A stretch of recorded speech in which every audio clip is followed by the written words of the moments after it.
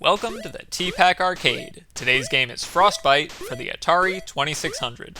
In this 1983 panel platformer from Activision, Frostbite Bailey has to survive the Arctic winter by building igloos, which will presumably prevent both frostbite and bear attacks. All the more incentive to build those igloos real quick. But just how do you build said igloos? Well, by jumping across floating ice blocks in the Arctic Sea. Every time you land on a row of drifting ice, it turns blue and adds a layer to your igloo up on the shore. Turning all 4 rows blue resets them and lets you keep adding more igloo layers until the safe haven is fully constructed with a door and a welcome mat. Okay, maybe not a welcome mat, but it's plenty welcoming already, considering all the hazards trying to kill you out here. First and foremost, the temperature. It steadily drops as a pseudo-timer, counting down as you play. If it hits 0 degrees, that's when the frostbite gets you, and old Bailey is a goner.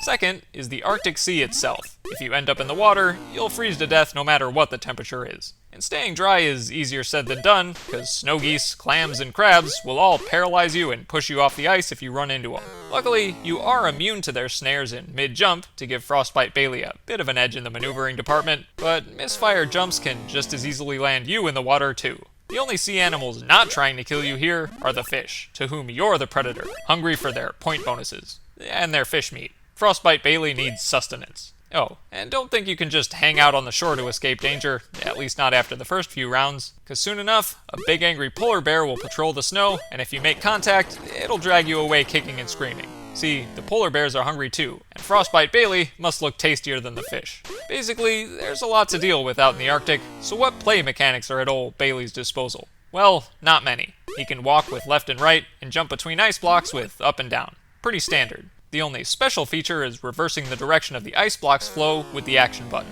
Of course, engaging this feature costs you a layer of your igloo, at least until it's fully built, so it's best to be stingy about messing with the Arctic Sea. I wonder if there's some deeper message here about humanity's tendency to meddle with the natural order of things.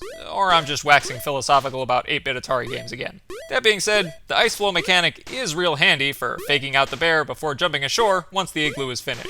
Aesthetically, Frostbite is a pretty standout game in the 2600 library. You've got commendably representative graphics for all the animals, smooth scrolling on the drifting blocks, fun animations for drowning and getting mauled by the polar bear, and just to clarify, I mean the animations are fun, not the atrocities they're depicting, and whimsically bloopy sound effects for jumping, fish collecting, and point tallying. There's even a day and night cycle here, alternating every 4 levels and treating you to an even more enticing igloo at dusk. Still no welcome mat, but it looks like there's a nice warm fire waiting in there for you.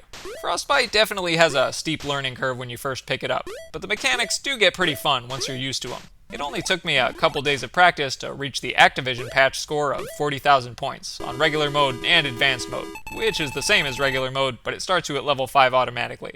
And just in case you're not familiar with patch scores, back in the 80s, Activision would actually mail kids prize patches if they beat preset score challenges and sent in a picture of their TV screens as proof. Man, the 80s sounded so cool. Anyway, the scoring system here is probably my favorite thing about Frostbite. Every 5,000 points earns you an extra life, and point values for stepping on ice blocks and entering igloos increase for every level up to round 9, which creates a nice balance of greater challenge, greater payoff the further you get. But the coolest scoring gimmick is the temperature multiplier.